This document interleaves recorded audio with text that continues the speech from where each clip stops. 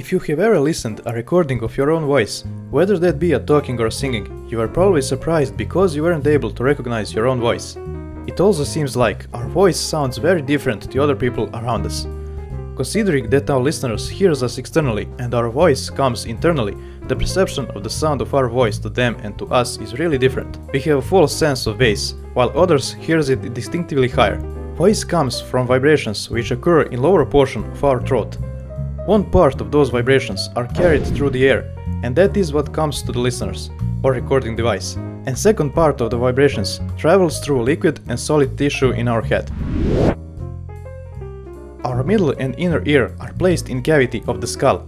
Middle ear is filled with air and inner ear with liquid, and they are firmly pressed against each other.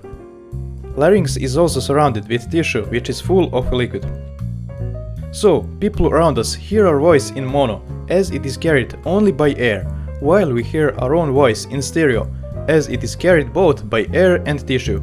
Sound is traveling differently through the air, comparing when traveling through solids and liquids, and that is the exact reason why we hear our own voice differently on recording device and when we talk.